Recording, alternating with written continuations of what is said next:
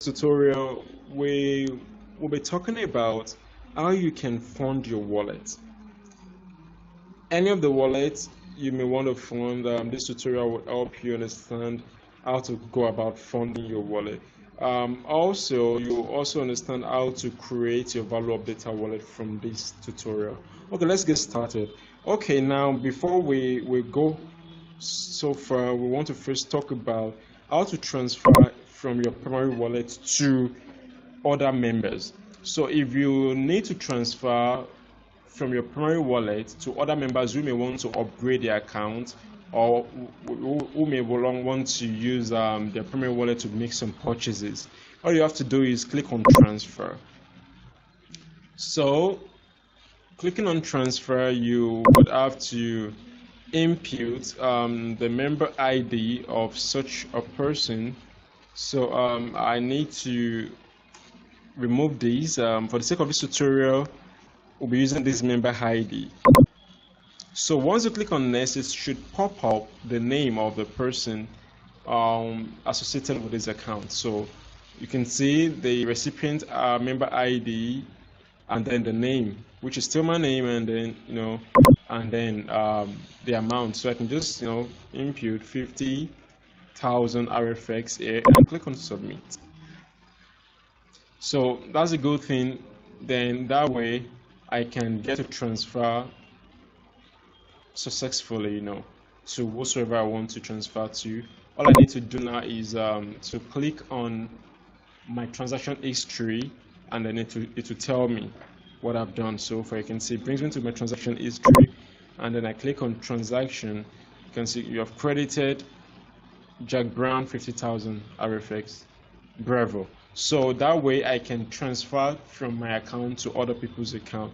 Okay, but how about funding my account from my local bank account? So I click on the menu, and then it takes me to my dashboard. I click on dashboard. So now from my dashboard, I have all my wallets all together. So let's say I want to fund my investment wallet. The good thing here is that you can fund all of your wallet from the same source. Let's say I want to fund my investment wallet. I click on fund wallet. Now this is it. It takes you to a different platform called Value Updater. On Value Updater, you would have to create a new account. Don't forget that you have to create a new account on Value Updater. You can use the existing information that you have on Reading Up to create your Value Updater wallet, or you can just simply create a new login detail for it. If you are the type that really want to secure your account, I recommend you create a new login detail. But if you are so sure that your account is so secure, you can use the same login detail so you won't have to forget. Now, let's say new member, you can click on new member and then register anew. So when you register anew, it takes you to this page where you have to, input your name, your phone number, your email, and your password. That is all that it will require of you, and then you would have to sign up. You'll be signed up using that. So let's just wait. You can see, so say create an account. So you can see your email here. You can see email address, full name, phone number. Then it asks for your password, your confirmed password. But for the sake of this tutorial, I'm already a member, so I want to log in. So let's say I'm logging in because I'm already a member, and that way I would just have to log into my account and then make some transactions. So I want to just show you what that's all about in just from some few steps. So once I create this account, it takes me to another dashboard where I can move money from my local bank account and put it in this other wallet. Okay, good enough. So let me log in to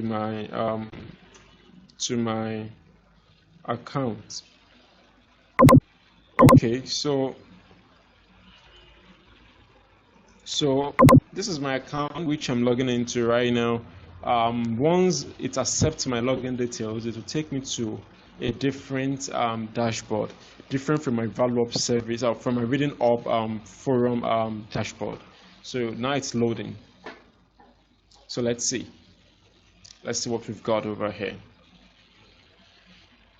So this is a very exciting platform. because this value of data wallet would help you secure your currency. People who may even hack into your reading up accounts may not be able to hack into your value of data wallet before you get to know and report. So that was just to provide a kind of added structure and security.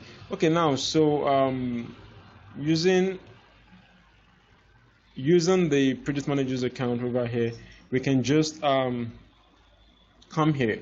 So what you want to do first is to fund your wallet. That is to fund this value of data wallet, such a way that the money in this value of data wallet can now be transferred to any of the wallets that you own or of other people.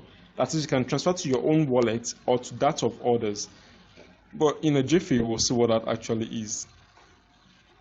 Okay, so let's get to do that. So you can see fund wallet, fund forum wallet. We are not going to talk about fund forum wallet now. We want to talk about fund wallet.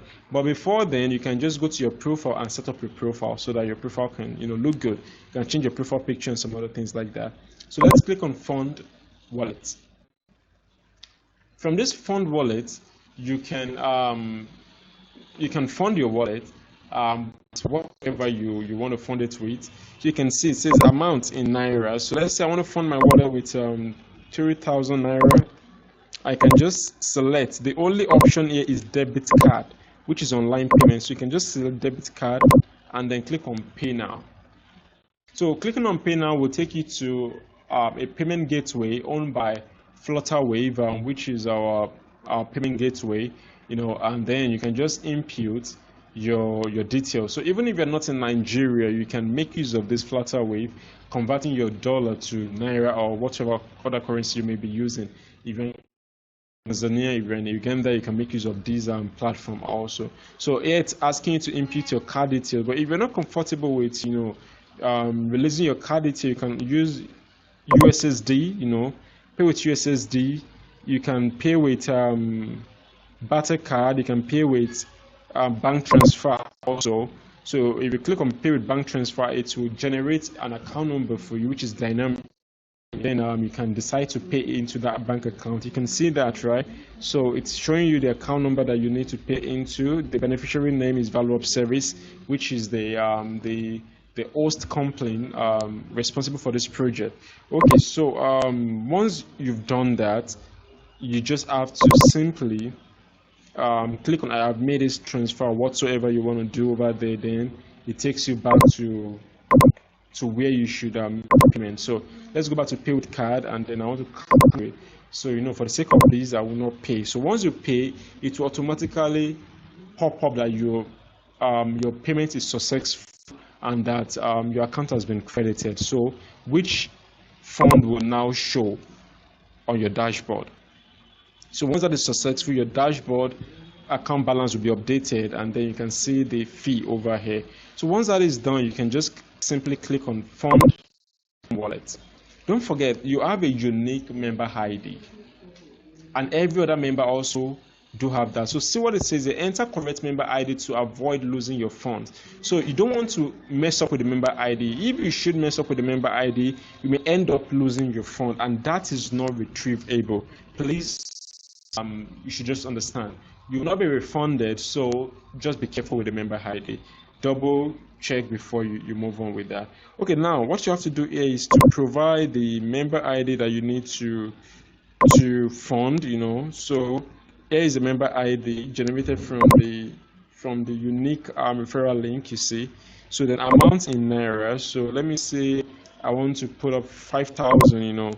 It asks over like, where am I sending? Is it primary wallet or investment wallet? You can see, and it's to choose primary wallet or investment wallet.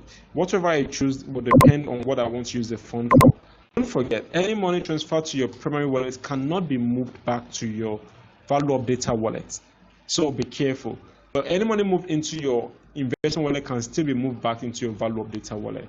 So that's just the difference over here. So once you've done that, you can just click on fund now. This forum member ID can be of any other person also, don't forget. So you can decide to also pay orders using that particular code. So now look at these. It's saying failed transaction. Your transaction was unsuccessful. it's saying your transaction was unsuccessful. Kindly contact support for help. It now says your balance is not up to the amount you inserted. So that way it's showing that I do not have sufficient amount over there. So if I do really have that, it will just load up my account, and once my account is loaded, it will only reflect on my value ups or my bidding up account immediately. It is instantaneous. So I can also do other things on this platform, like recharge airtime, like data top up, like airtime to cash. So that can also be done on this platform.